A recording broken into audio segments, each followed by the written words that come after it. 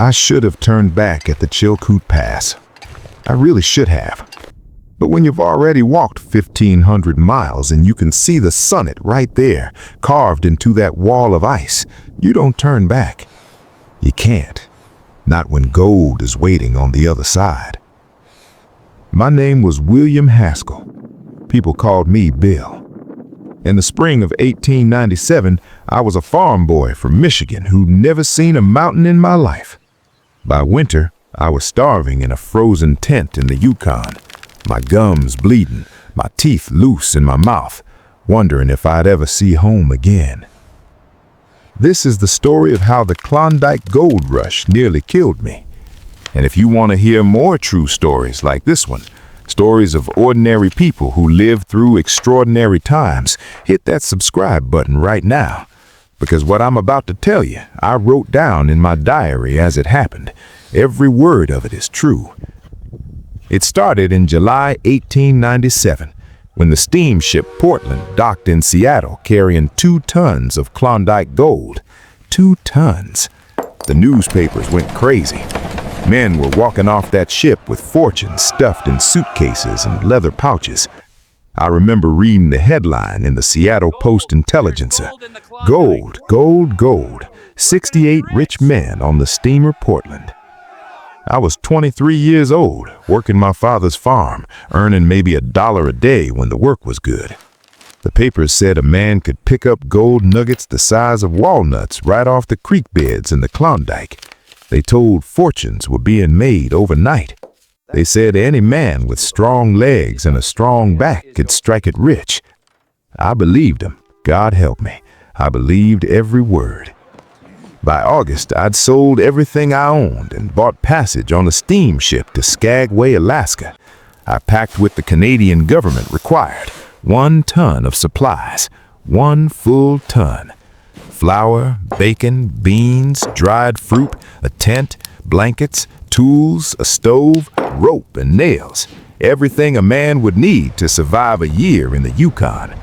It cost me nearly $600, every cent I had. The voyage took 6 days. I stood on that deck with hundreds of other men, all of us staring north, all of us dreaming the same dream. We called ourselves Stampeders. We were gonna be rich. Skagway was chaos. Thousands of men crowd the muddy streets, buying supplies, hiring packers, arguing over prices.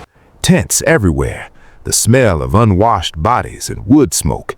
Everyone is pushing north, toward the Chilkoot Pass, toward the gold fields. That's when I learned what 1 ton of supplies actually means. The Chilkoot Trail was 33 miles from Skagway to Lake Bennett, where we'd build boats to float down the Yukon River to Dawson City. But you couldn't just carry your 1 ton of supplies in one trip. The trail was too steep, too narrow, too dangerous. You had to carry it in stages, 50 pounds at a time, maybe 70 if you were strong. Do the math.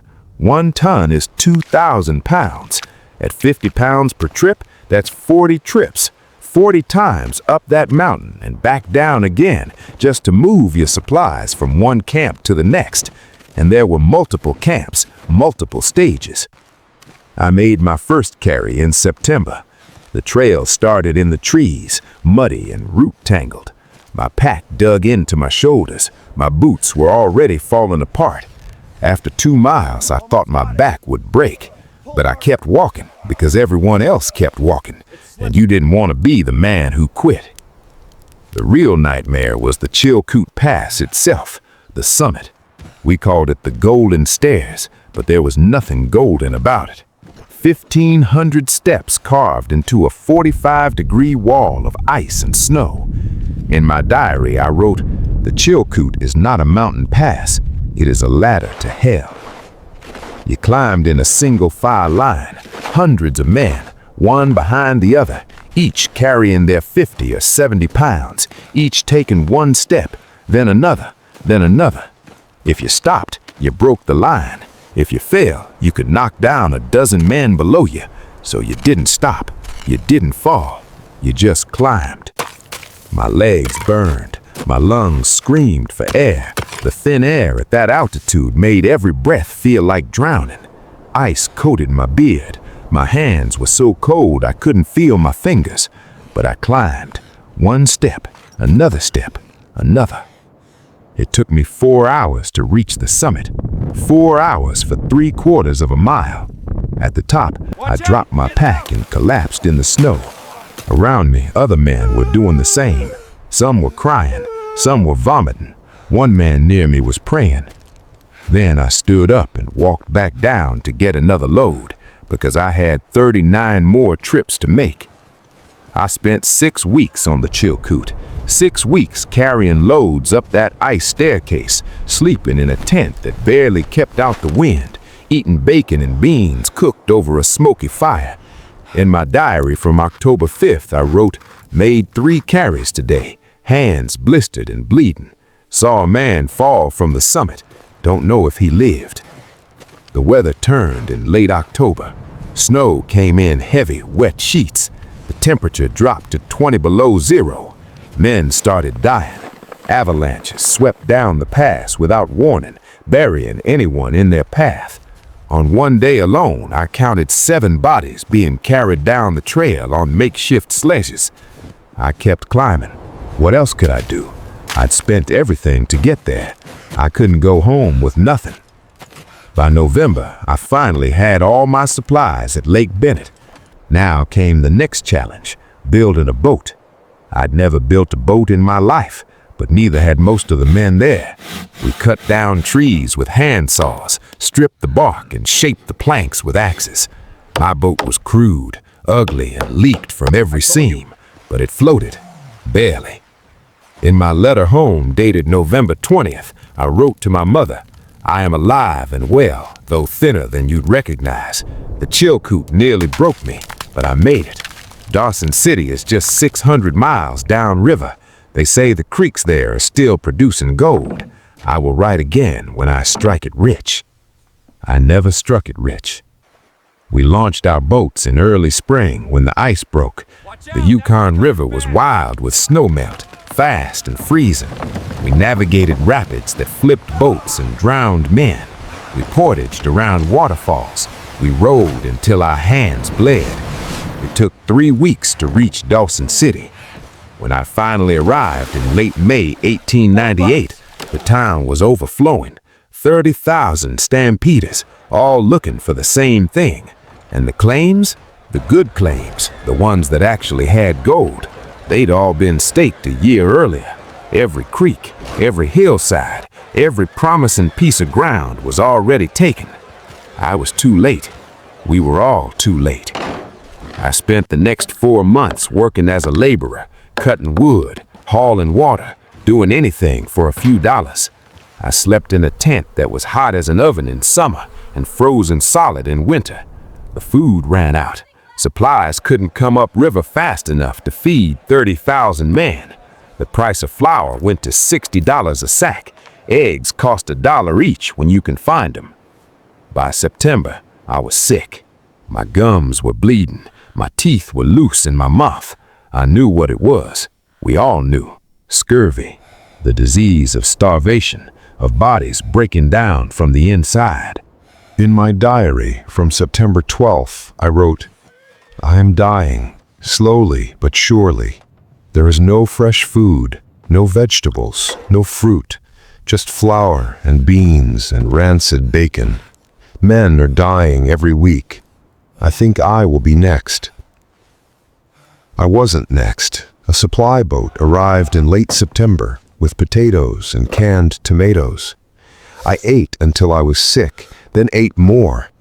Within 2 weeks, the bleeding stopped. My bruises faded. I could walk without collapsing. I survived. But I was done chasing gold. In October 1898, I sold my tools and my tent for a fraction of what I'd paid. I bought passage on a steamship heading south. I didn't strike it rich. I didn't find gold. I spent a year of my life, every cent I had, and nearly died in a frozen wilderness for nothing. When I arrived back in Seattle, I wrote one final entry in my diary. The Klondike broke me, but it did not kill me. I am going home. I am going back to the farm. I am going to live a quiet life and never chase another dream like this again. And I did. I went back to Michigan. I married. I had children. I farmed the same land I'd left behind. The Klondike became a story I told, a chapter in my life that felt like someone else's life entirely. But sometimes, late at night, I still dream about those ice steps. I still feel the weight of that pack on my shoulders. I still hear the wind screaming over the pass. And I wake up grateful that I'm home, warm in my bed, with my family sleeping nearby. The Klondike Gold Rush brought 100,000 people north. Only 30,000 made it to Dawson City. Only about 4,000 found any gold at all. Most of us came home with nothing but scars and stories. But we survived. That's something. That's more than some. If this story moved you, leave a comment below. Tell me, would you have turned back at the Chilkoot Pass, or would you have kept climbing? And if you know someone who needs to hear this story, someone who understands that sometimes survival is the real victory, share this video with them. You've been watching History with H, where we tell the true stories of ordinary people during extraordinary times. Every story on this channel is based on real diaries, real letters, real testimony. Nothing invented, nothing dramatized, just history as it was lived. This story is based on William B. Haskell's personal diary and published memoir, 2 Years in the Klondike and Alaskan Gold Fields, along with letters from the Haskell family collection. All quotes are taken directly from these primary sources. Visuals used in this video are period-appropriate photographs and reconstructions from the Klondike Gold Rush era. Thanks for watching. I'll see you in the next story.